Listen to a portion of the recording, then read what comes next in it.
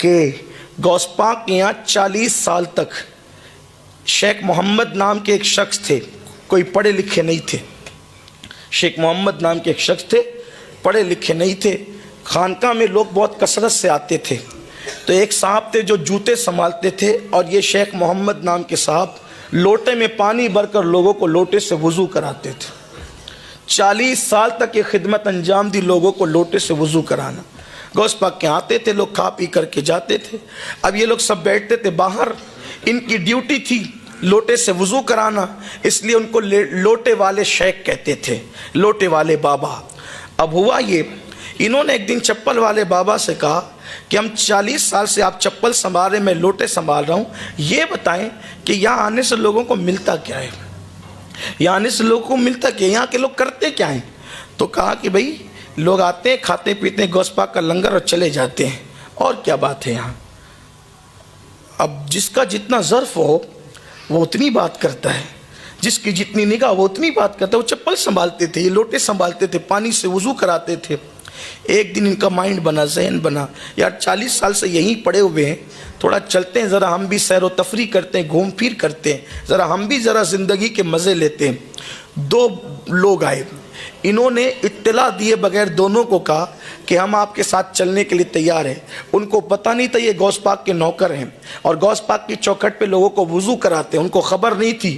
وہ دونوں ولی تھے، اور کون سے ولی؟ اقطاب تھے، اقطاب قطب تھے وہ، اور قطب وہ ہوتا ہے جس کو اللہ تعالیٰ اس کے شہر کا نظام سنبھالنے کی ڈیوٹی عطا کرتا ہے۔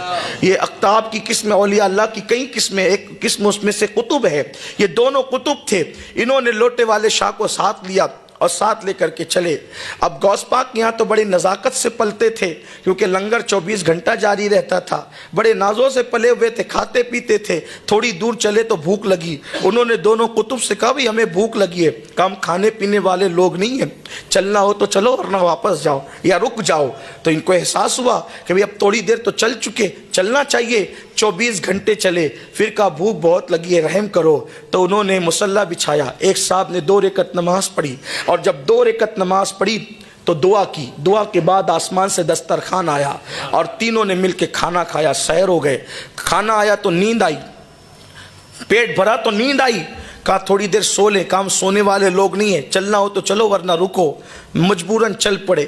پھر 24 گھنٹے چلتے چلتے گزرے، کہا بھوک اب برداشت نہیں ہوتی۔ دوسرے صاحب نے مصلی بچھایا، 2 رکعت نماز پڑھی، دعا کی، دسترخوان آسمان سے زمین پہ آیا، تینوں نے کھایا، پھر چل پڑے۔ 24 گھنٹہ چلے تو کہا بھوک لگی، کہا پرسوں انہوں نے کیا، کل ہم نے کیا، آج تمہاری باری ہے۔ کہا بھائی میں تو کوئی پڑھا لکھا آدمی نہیں، کوئی بہت عبادت گزار انسان نہیں، مجھے تو کچھ آتا نہیں، دعا کرنا بھی صحیح سے نہیں آتی، میں کیا دعا کروں گا؟ کہا یا دعا کرو یا مرو، بھوکے رہنا ہے تو بھوکے رہو، یا تو اگر کھانا ہے تو دعا کرنی پڑے گی، مرتا کیا نہ کرتا۔ انہوں نے بھی مصلی بچھایا، 2 رکعت نماز پڑھی شیخ محمد لوٹے والے شاہ نے، اور اس کے بعد جب دعا کی تو ان دونوں کی دعا پر ایک ایک دسترخوان آیا تھا، لیکن انہوں نے دعا کی تو 2 دسترخوان آئے۔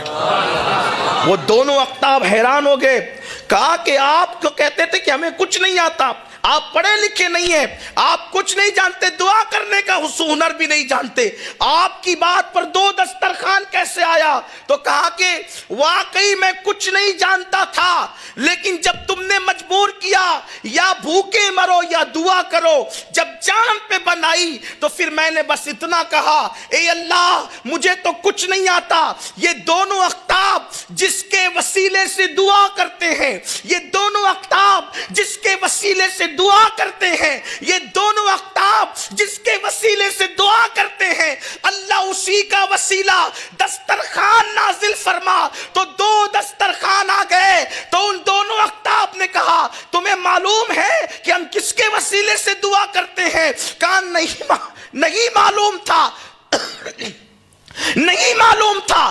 تبھی تو کہا کہ یہ جس کے وسیلے سے دعا کرتے ہیں اسی کے صدقے میں خوان نازل فرما۔ تو دونوں اقطاب نے کہا آج سن لو کس کے وسیلے سے دعا کرتے ہیں۔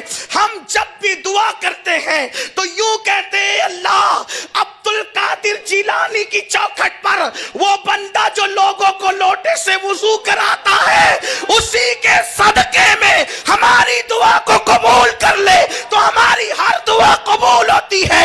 ان کو وجد آ گیا،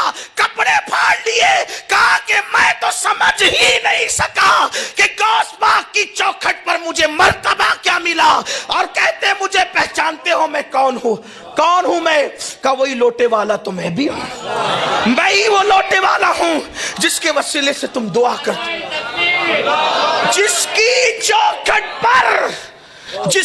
چوکھٹ پر بے ہنر بیٹھیں تو قطب ان کے وسیلے سے دعا کریں، جس کی چوکھٹ کے بے ہنروں کی یہ شان ہے تو عبد القادر جیلانی کی شان کا عالم کیا ہو،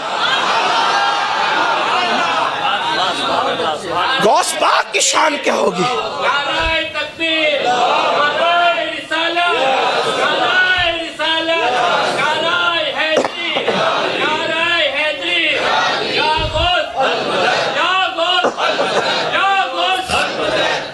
واللہ میں تو غوث پاک کی چوکھٹ پہ بیٹھنے والے کتے کو بھی بے ہنر نہیں مانتا، لیکن صرف چونکہ انہوں نے یہ بات نقل کی تھی تو میں نے بیان کر دی کہ مجھے کچھ نہیں آتا، ورنہ اللہ کی عزت کی قسم ان کی چوکھٹ پہ بیٹھنے والا کتا بھی بے ہنر نہیں ہوتا۔ ہاں، وقت کے بڑے بڑے اصفیاء جن کے کتوں کے قدموں پہ جان قربان کرنے کی بات کریں، جن سے نسبت قائم کرنے کی بات کریں، وہ غوث الاعظم کی چوکھٹ ہے۔ بات قادریت کی چل رہی تھی، غوث پاک کی شان کی چل رہی تھی، اب سمجھے آپ جو چوکھٹ پہ بیٹھے ان کی یہ شان ہے، غوث پاک کی شان کیا ہے ذرا وہ دیکھ لیں۔